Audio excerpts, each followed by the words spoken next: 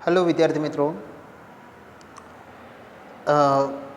सरस्वती शिशुकुंज वगवाला में आप सर्वेનું हार्दिक स्वागत करूँ छूँ।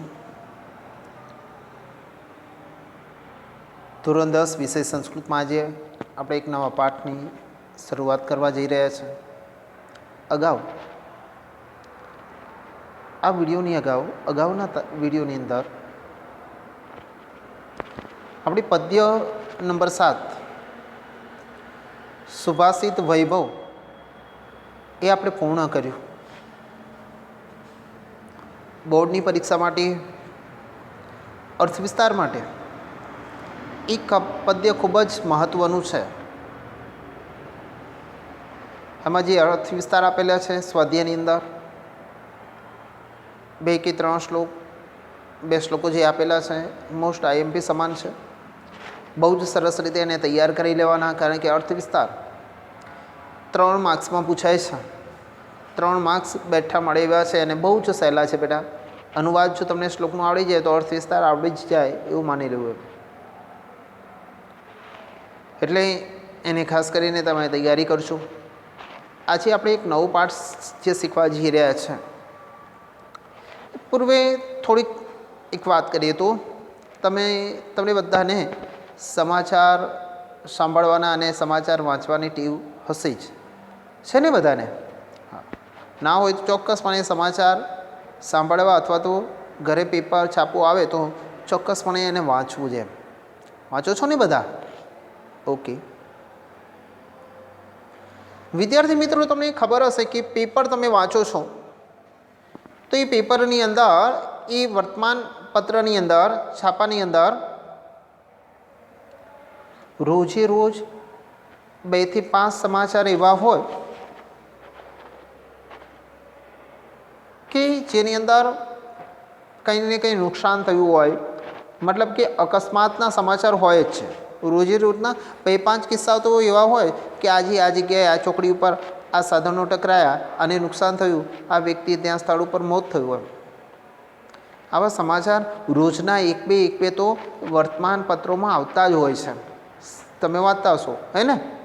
ઓકે વિદ્યાર્થી મિત્રો, તમને ખબર છે કે એ જ્યારે અકસ્માત થાય છે ત્યારે ત્યાં ઘણા બધા માણસો હોય છે। આ બધા માણસો કરે છે શું બધા જ અકસ્માત પામેલ વ્યક્તિને મદદ કરવા માટે તૈયાર થાય છે? નથી થતા। એના સાક્ષી બને છે, નથી બનતા। સાક્ષી બને છે છતાં નથી બનતા। અત્યારે સારું છે, આવું એક્સિડન્ટ થાય તો અજાણ્યો વ્યક્તિ પણ 108ને ફોન કરે તો આવીને તૈયારીમાં 108વાળા એની વ્યવસ્થિત થોડી ઘણી સારવાર, પ્રાથમિક સારવાર કરી લે છે, પછી દવાખાને પહોંચાડે છે। પહેલાં જ્યારે 108 નથી ત્યારે કોઈ વ્યક્તિ અને દવાખાને પહોંચાડવા માટે પણ તૈયાર થતા નહોતા ઘણા માણસો। અત્યારે સરકાર દ્વારા એટલું સારું છે, 108ની સુવિધા જે કરવામાં આવી છે, તો કમસે કમ કોઈક ફોન તો કરી દેશે જેથી કરીને 108વાળા આવીને એના મદદરૂપ બની શકે છે પ્રાથમિક રૂપે, જેથી કરીને સમયસર તાત્કાલિક સારવાર મળવાથી કેટલાક માણસોનો જીવ બચી જતો હોય છે। તો વર્તમાન સમયમાં આપણે જોઈ રહ્યા કે સાધનો બહુ જ વધી રહ્યા છે, દુર્ઘટનાઓ બહુ જ ઘટિત થઈ રહી છે, અને એમાં આપણે માણસ તરીકે આપણે શું કરવું જોઈએ એ બાબત દર્શાવતો અહીંયા એક આ પાઠ, સંવાદાત્મક પાઠ રજૂ કરવામાં આવ્યું છે। પાઠનું નામ એવું છે સાક્ષીભૂત મનુષ્ય, સાક્ષીભૂત મનુષ્ય, એને કે સાક્ષી બનેલો માણસ। ઓકે, તો આપણે માણસ તરીકે સાક્ષીભૂત મનુષ્ય અને કે સાક્ષી બનેલો માણસ શું કરી શકે છે એ બાબત અહીંયા દર્શાવવામાં આવેલી છે। અહીંયા પ્રસ્તાવના રૂપે થોડુંક આપેલું છે, એ સમજવાનો પ્રયત્ન કરીએ તો કે સંસારને જોવાની અનેક રીત છે, તેમાંની એક રીત એ છે કે સંસાર ઘટના દુર્ઘટનાઓની માયાજાળ છે. દરેક ક્ષણે દરેક પળે જાત જાતની ઘટનાઓ બનતી રહે છે. સંસારના વિવિધ પદાર્થો એકબીજાના સંદર્ભે આ બધી ઘટનાઓના સાક્ષી બનતા હોય છે. આવા સાક્ષીઓમાં પથ્થર જેવા જળ પદાર્થો હોય છે, પશુ પક્ષી અને મનુષ્ય જેવા ચેતન પદાર્થો હોય છે. ચેતન પદાર્થોનો સમાવેશ થાય છે. પોતાની લાક્ષણિકતાને કારણે સાક્ષીભૂત પદાર્થો જુદી જુદી ભૂમિકાઓ અદા કરતા હોય છે.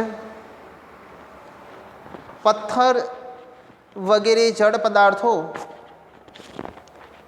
કંઈ જ કર્યા વગર નિષ્ક્રિય રહીને જે તે ઘટનાના સાક્ષી બની રહે છે.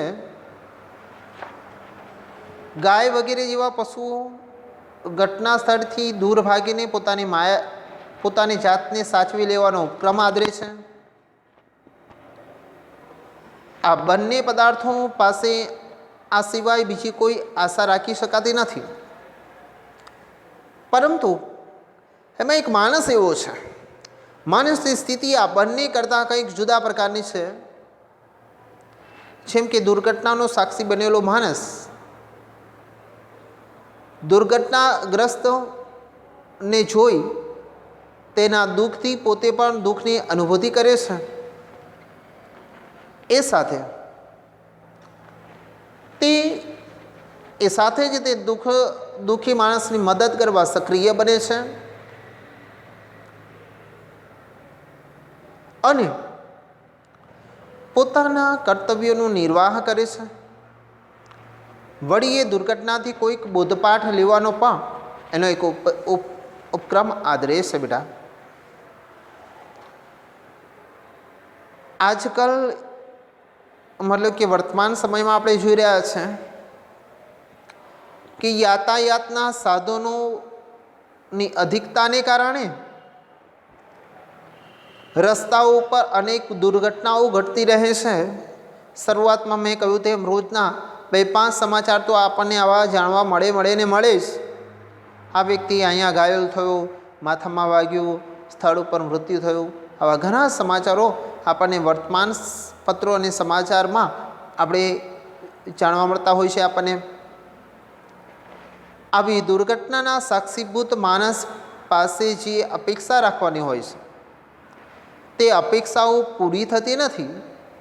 આ સ્થિતિમાં દુર્ઘટનાઓના સાક્ષીભૂત મનુષ્યની ફરજ છે, જેને બચાવવા માટે તત્પર રહેવા તરફ દિશા સૂચન કરવા માટે અહીંયા એક સંવાદાત્મક પાઠની રજૂઆત કરવામાં આવેલી છે.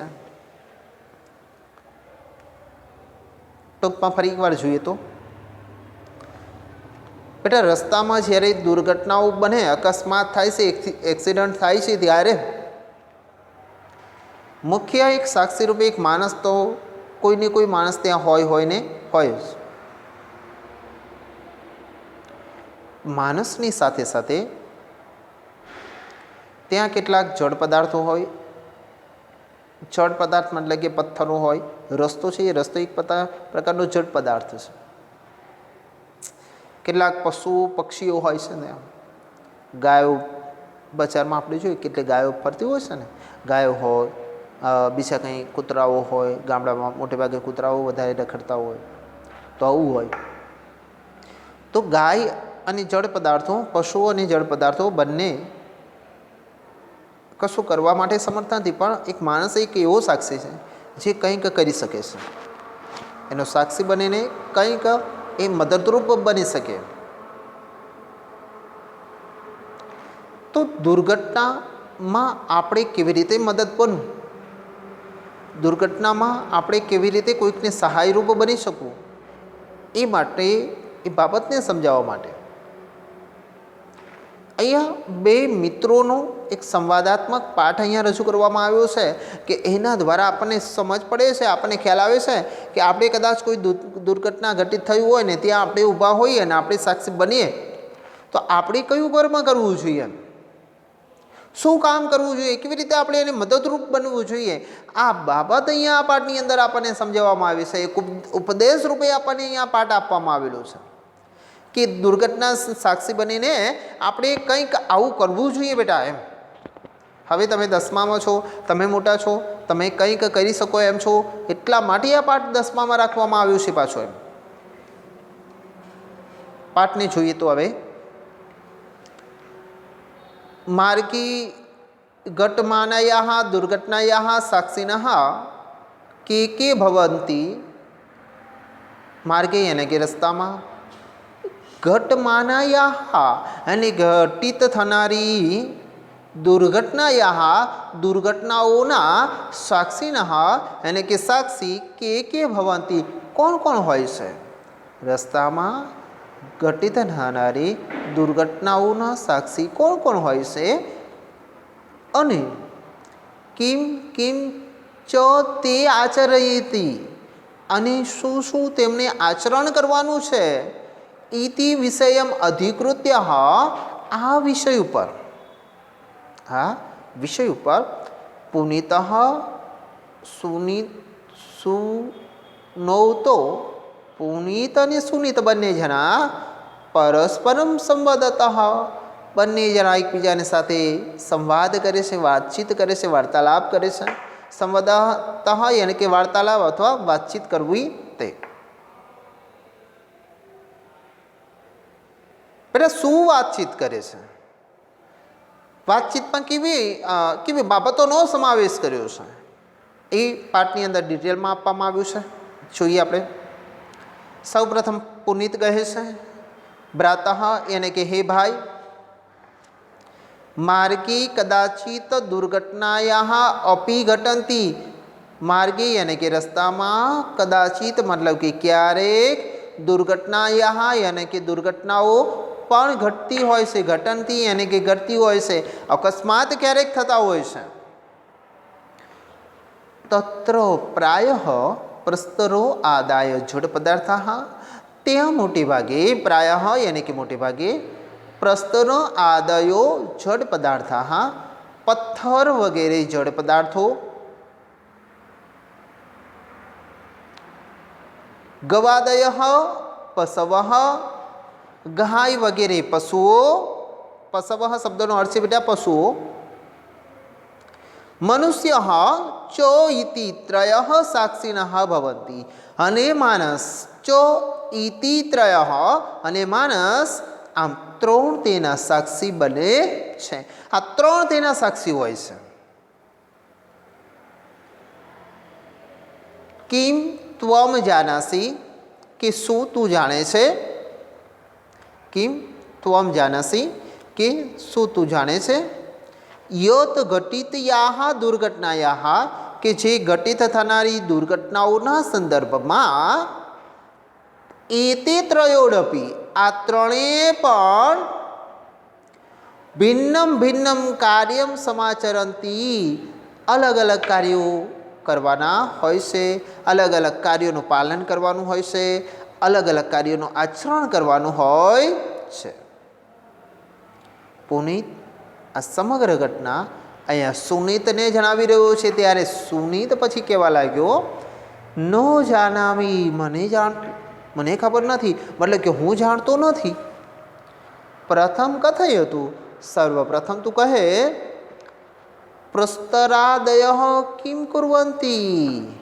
શું કહેવા લાગ્યો સુનીત કે મને આની કંઈ ખબર નથી, પણ તું કહે સર્વપ્રથમ એ મને તું જણાવે કે પથ્થર વગેરે જડ પદાર્થાः કિમ કુર્વંતી, જડ પદાર્થો શું કરે છે? આ સાંભળી સુનીત જવાબ આપે છે. સુનીત કહેવા લાગ્યું, પરસ્તરાદયસ્તુ, પસ્તરઃ વત્તા આદયઃ વત્તા અસ્તુ, સંધિ ભેગી છે બેટા. પરસ્તરઃ आदयः वतास्तु पत्थर आदयः यानी कि वगैरे तो अचेतनाः अचेतन છે નિર્જીવ છે કેવા છે બેટા અચેતન છે નિર્જીવ છે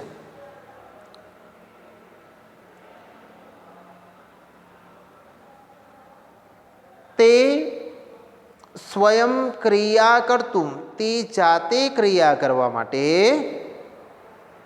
સમર્થાः ન ભવन्ति સમર્થ નથી તેઓ જાતે ક્રિયા કરવા માટે સમર્થ નથી તે તથૈવ તિષ્ઠતિ તે તેમના તેમાં જ રહે છે પથ્થર વગેરે જળ પદાર્થો છે એ કશું જ કરી શકે નહીં એ જ્યાં સાક્ષી બન્યા હોય તેમના તેમાં ત્યાં પડી રહે છે કંઈ પણ કરવા માટે સમર્થ હોઈ શકતા નથી આ સાંભળી સુનિત કહેવા લાગ્યો સચેતનાः પશવः પક્ષિણः કિમ કુર્વन्ति સચેતન એવા પશુ અને પક્ષીઓ શું કરે છે પશવઃ એને કે પશુઓ અને પક્ષિણઃ એને કે પક્ષીઓ કિમ કુર્વन्ति मतलब કે શું કરે છે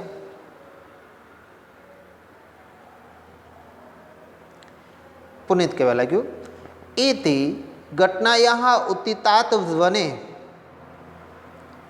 એતે એને કે તે બધા अथवा ये बदा घटनाया उत्थितात् वने है घटना थी उत्पन्न थयेला ध्वनि है एने के अवाज थी भयम अनुभवती शू अनुभवे से भय अनुभवे से शू अनुभवे से भय भय मतलब कि डर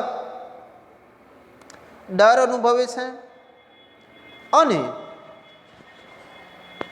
डर अनुभवी से अने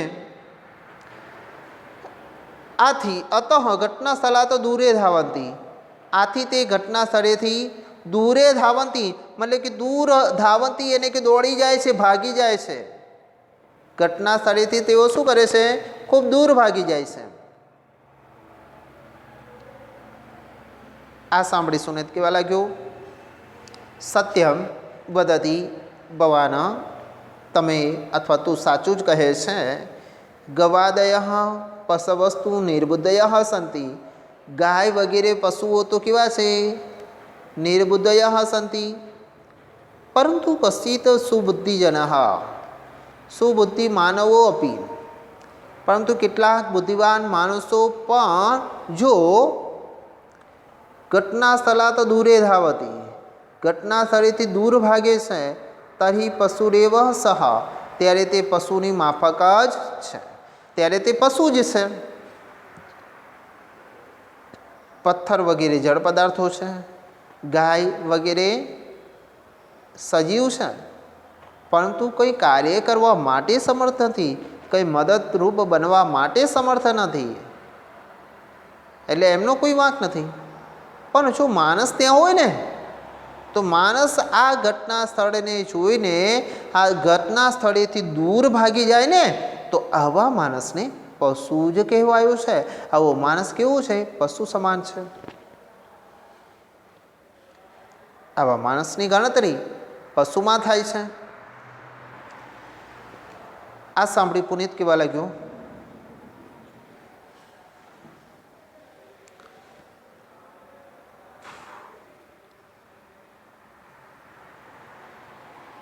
પુનિત કહે છે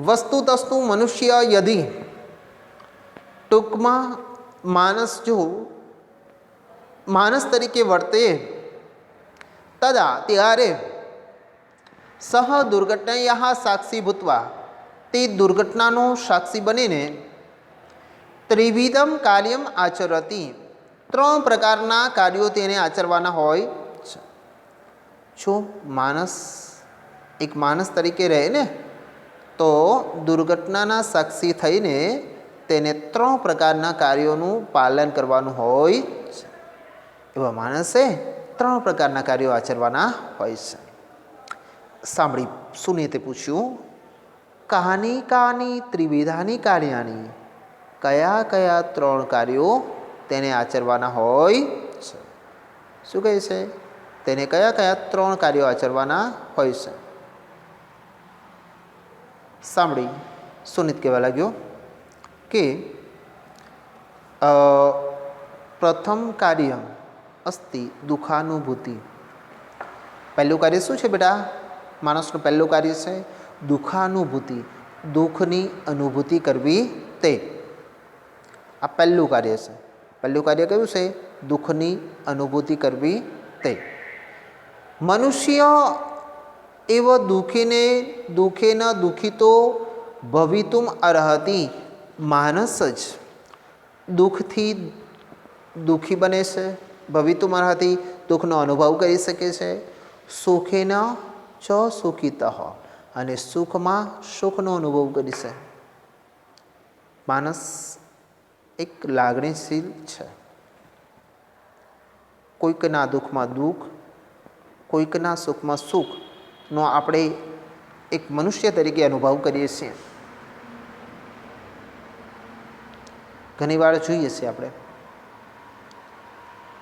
આપણી આજુબાજુમાં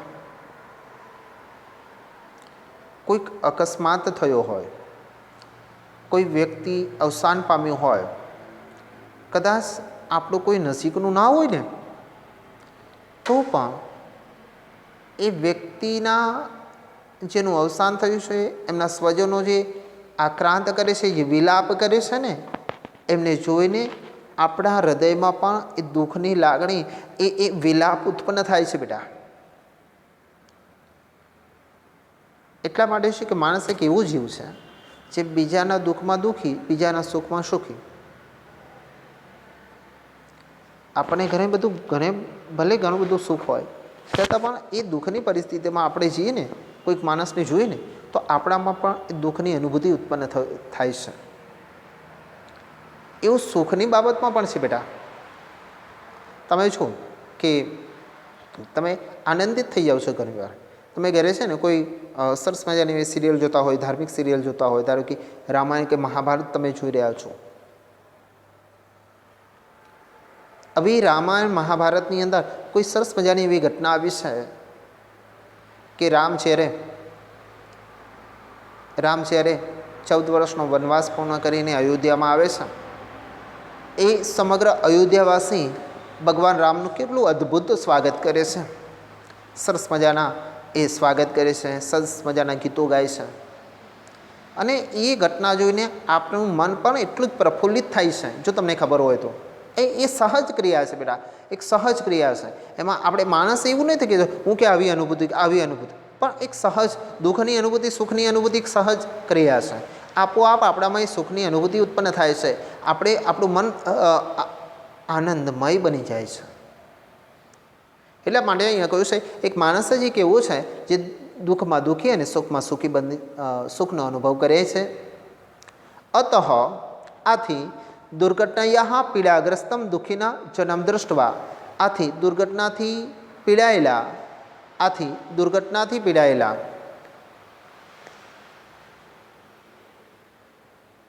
પીડાગ્રસ્ત એને કે પીડાયેલા દુઃખિત જનઃ દૃષ્ટવા, દુઃખી માણસને જોઈને મનુષ્યના દુઃખાનુભૂતિ કરણીય ભવતી, માણસે ચોક્કસપણે દુઃખની અનુભૂતિ કરવી જોઈએ, દુઃખની અનુભૂતિ થવી જ જોઈએ. ખલુ એતાદૃશમ જીવમ દૃષ્ટવા પશ્યમ, ખરેખર આ પ્રકારના માણસને જોઈને અપી જોઈએ છે છતાં પણ દુઃખમ ન અનુભવતી, છતાં પણ દુઃખનો અનુભવ કરતા નથી. સહ મનુષ્ય નાસ્તિ, તે ખરેખર એક માણસ નથી એમ કહેવાય. અપિતુ પ્રસ્તરઃ એવમ, પણ તે તો એક પથ્થર જ છે. કોણ છે? પ્રસ્તરઃ શબ્દનો અર્થ છે બેટા પથ્થર. પ્રસ્તરઃ શબ્દનો અર્થ શું બને છે? પથ્થર. તે એક પથ્થર જ છે. જેમ પથ્થર કશો અનુભવ ન કરીને માણસ જો અનુભવ ન કરે તો એ પથ્થર સમાન છે. યતો હિ, કેમ કે હિ અને કે ખરેખર, કેમ કે ખરેખર પ્રસ્તરઃ કદાપી, પથ્થર ક્યારે પણ અન્યસ્ય દુઃખમ ન અનુભવતી, બીજાના દુઃખનો અનુભવ કરતો નથી. પથ્થર ક્યારે પણ બીજાના દુઃખનો અનુભવ નથી કરતો. એમ જો માણસ કોઈના દુઃખનો અનુભવ ન કરે ને તો એને પથ્થર જ કહેવાયો છે. પછી કહ્યું છે છેલ્લી લાઈનમાં કે સુનિત પ્રશ્ન કરે છે યથાર્થમ ભવાના, આપ સાચું જ કહું છો. મયાપી બહુદા અપી, મેં પણ ઘણી બધી અપરિચિતમ દુર્ઘટનાગ્રસ્તમ જન્મ પશ્યતા દુર્ઘટના ગ્રસ્ત એવા માણસોને જોઈને દુઃખમ અનુભૂતિમસ્તી, મેં પણ દુઃખનો અનુભવ કર્યો છે.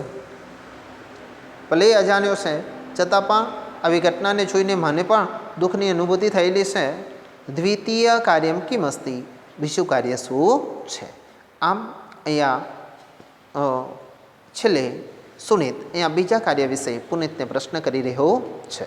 બરાબર. આટલું અનુવાદ આપણે બેટા આજના દિવસમાં સમજવાનું છે. બરાબર. આશા રાખું છું અનુવાદ બહુ સહેલું છે, તમને સમજ પડી હશે. આ પેજ ઉપર શબ્દાર્થ છે બેટા.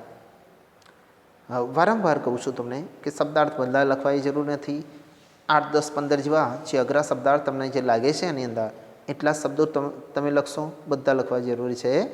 કારણ કે આટલા બધા પાઠમાં ક્યાંક અગાઉ આવી ગયેલા છે. 2 પેજમાંથી શબ્દાર્થ અડધા લખવાના છે. ઓકે. અહીંયા અનુવાદ આપ્યો છે. અનુવાદને મેં તમને સમજાવી ચૂક્યો છું, એટલે હવે અહીંયા વાંચતો નથી, પણ એ તમારે નોટબુકમાં લખવાનું રહેશે. સ્વાધ્યાયની અંદર બેટા અહીંયા પ્રશ્નો આજે વ્યાકરણના પ્રશ્નો લીધેલા છે.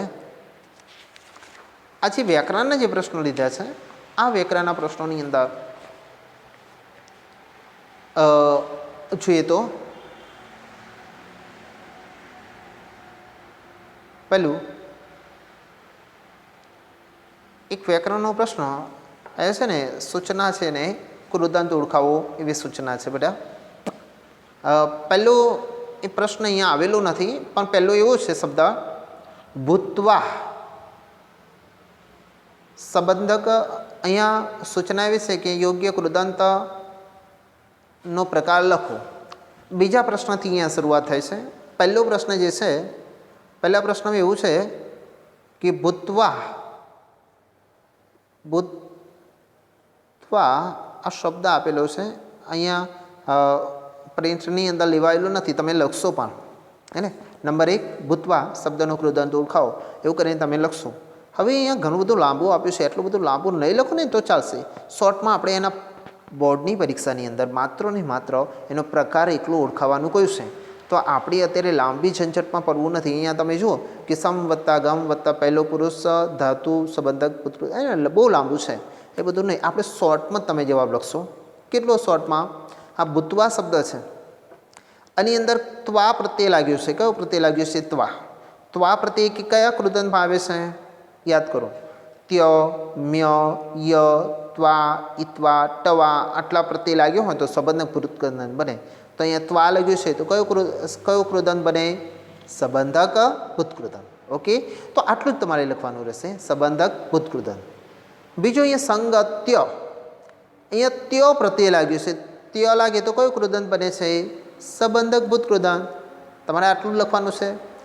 કરણીય, અનિય, અનિય, અનિયા, અનિય, અનિયમ, તવ્ય, તવ્યા, તવ્યમ, યહ, યાયમ આટલા પ્રત્યય લાગે તો બેટા વિદ્યાર્થ કૃદંત બને. આવું આપણે અગાઉ શીખી ગયા છે. બરાબર. એટલે અહીંયા આ વિદ્યાર્થ કૃદંત બનશે. દાતવ્યમ, તવ્યમ પ્રત્યય લાગ્યો છે. કયું લાગ્યો છે? તવ્યમ. તવ્ય, તવ્યા, તવ્યમ તો વિદ્યાર્થ લાગે ત્યાં વિદ્યાર્થ કૃદંત. બરાબર. ભવિતુમ, કયો શબ્દ અહીંયા પ્રત્યય લાગ્યો છે? તુમ પ્રત્યય. તુમ પ્રત્યય લાગે તો કયું કૃદંત બને છે? તમને હવે બહુ સારી રીતે આવડી જ ગયું હશે. કયું બને છે? હિત્વાર્થ કૃદંત. બરાબર ને. પ્રાપ્તવ્ય તો તવ્ય તો વિદ્યાર્થ કૃદંત. બરાબર. ઓકે. બેટા અહીંયા સંધિ આપેલી છે. સંધિ જે આપે છે એમાં પહેલું મનુષ્યાચ્યુતિ શબ્દ ભેગું છે. મનુષ્યા વત્તા છો વત્તા ઇતિ. પ્રસ્તર આદય હસ્તુ પ્રસ્તરાદય વત્તા તુ. માનવોડપી માનવોપી માનવ વત્તા અપી. આગળ આપ્યું છે નિર્વંતો અપી નિર્વંત વત્તા અપી. પશુરેવ પશુ વત્તા એવ. યતો હિ યત વત્તા હિ. બરાબર ને. ઓકે. નીચે અહીંયા બેટા ત્રીજો પ્રશ્ન એવો આપ્યો છે સમાસ ઓળખાવો. રેખાંકિત પદના સમાસ ઓળખાવો. અહીંયા આગળનો પ્રશ્ન એ છે તો જડ પદાર્થः સાક્ષિણः ભવતિ. જડ પદાર્થः શબ્દનો કૃદંત સમાસ ઓળખાવાનો છે બેટા. જડ પદાર્થः, પદાર્થ કેવો છે? જડ છે. પદાર્થની એક વિશેષતા રજૂ કરવામાં આવી છે. વિશેષણ અને વિશેષ્યનો સમાસ કયો બન્યો છે? કર્મધારય સમાસ. હે ને? તો અહીંયા કર્મધારય સમાસ લખ્યું છે. ઓકે. ઘટના સ્થલાતમ તો પ્રાદિ તત્પુરુષ, સોરી ઘટના સ્થલાત તો ષષ્ઠી તત્પુરુષ સમાસ. ઘટનાના સ્થળેથી ના પ્રત્યય ના નો ની નું ના, હે ને? આટલું આવે તો ષષ્ઠી સમાસ બને છે. ષષ્ઠી તત્પુરુષ. દુર્ઘટનાગ્રસ્તમ, દુર્ઘટનાયાગ્રસ્ત તો એ તૃતીય તત્પુરુષ સમાસ બને છે, જેને પ્રાદિ તત્પુરુષ સમાસ તરીકે પણ તેને ઓળખવામાં આવે છે. ઓકે. હવે આ વ્યાકરણના 3 પ્રશ્નો તમારી રેગ્યુલર નોટબુકની અંદર લખવાના છે, બરાબર. બીજો એક પ્રશ્ન અહીંયા છે બેટા, આ બોર્ડની પરીક્ષાની અંદર પૂછાય છે કે 3 અહીંયા 4 ગુજરાતી વાક્યો આપેલા છે. કૌંસમાં જે આપ્યું છે એના મૂળ ધાતુ આપેલા છે. મૂળ ધાતુનો આધાર લઈને યોગ્ય વિભક્તિનો પ્રયોગ કરીને આપણે અહીંયા જે ગુજરાતી વાક્ય આપ્યું છે આ ગુજરાતી વાક્યનું સંસ્કૃતમાં આપણે અનુવાદ લખવાનો છે, સંસ્કૃત વાક્ય લખવાનું છે ટૂંકમાં. બેટા બોર્ડની પરીક્ષાની અંદર આ 2 માર્ક્સના 2 વાક્યો પૂછાય છે અને એ પણ તમારી ટેક્સ્ટબુકમાં જે નાટકવાળા જે પાઠ છે, નાટકવાળા પાઠ મુખ્યતઃ 4 છે. નંબર 4 ચોથું પ્રકરણ, પછી 8મું છે, પછી 20મું 19મું છે, બીજું એક 17મું રહ્યું, 17મું કે 18મું છે. એમ કહે 8 આ 4 ચેપ્ટરમાંથી આ ગુજરાતી વાક્યોનું સંસ્કૃતમાં અનુવાદ કરવું, આવા 2 માર્ક્સના પ્રશ્નો પૂછાય છે. તો આ પાઠની અંદર પણ આ 4 વાક્યો આપેલા છે. તો આ 4 વાક્યોમાં આપણે એને યોગ્ય રીતે એનો સંસ્કૃતમાં અનુવાદ લખીશું. કેવી રીતે લખું આ એકવાર સમજાવું છું અત્યારે. તો કારણ વિના દુર્ઘટના થતી નથી વાક્ય છે ને, સંસ્કૃત આપણે એ લખવાનું. તો કારણ વિના દુર્ઘટના ન ભવ ન ભૂ આવું આપેલું છે. તો આપણે શું કરવું? કારણમ શાના વગર? તો કારણમ દ્વિતીય વિભક્તિ ત્યાં આવે. કારણમ વિના દુર્ઘટના ન ભવતી, દુર્ઘટના ન ભવતી ન ભૂય, એક વચન છે એટલે ન ભવતી એવું લખાય. પછી આપ્યું છે આપણા 3 કર્તવ્યો છે. અસ્મદ એક મુખ્ય સર્વનામ છે, એનું રૂપ લેવાનું છે.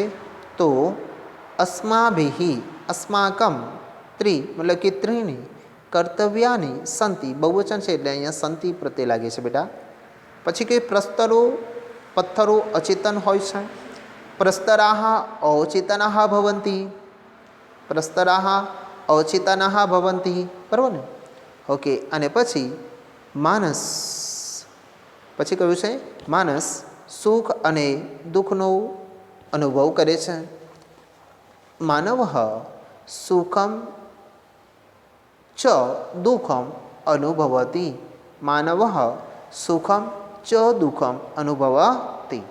આ તમારી ટેક્સ્ટબુકમાં જે આપેલા છે એના આધારે તમે યાદ રાખી શકો છો. અહીંયા આપ્યું છે એ પ્રમાણે તમે નોટબુકમાં લખશો, બરાબર ને? ઓકે. આશા રાખું છું કે પાઠની અંદર સમજ પડી હશે. કંઈ પણ કન્ફ્યુઝ હોય તો 1-2 વાર થોડુંક રિપીટ કરીને તમે એને સમજવાનો પ્રયત્ન કરશો. બહુ સહેલો પાઠ છે, એને કંઈ અઘરું છે નહીં. ફરી લખવાનું શું છે એ કહી દઉં. પહેલાં શબ્દાર્થ લખશો, બધા નહીં લખો. 2 પેજના શબ્દાર્થ છે અહીંયા, બધા નહીં લખો ચાલશે. 10-15 જેવા અઘરા શબ્દાર્થ લખશો તો વાંધો નહીં. બીજું એ લખ્યા બાદ અનુવાદ લખવાનો છે. અનુવાદ લખ્યા બાદ અહીંયા વ્યાકરણના જે 4 પ્રશ્નો આપ્યા છે એ તમારે, બરાબર, આ બધું જ તમારી જે રેગ્યુલર સંસ્કૃતની નોટબુક બનાવેલી છે એની અંદર વ્યવસ્થિત લખવાનું રહેશે. ઓકે. જય હિન્દ, જય ભારત.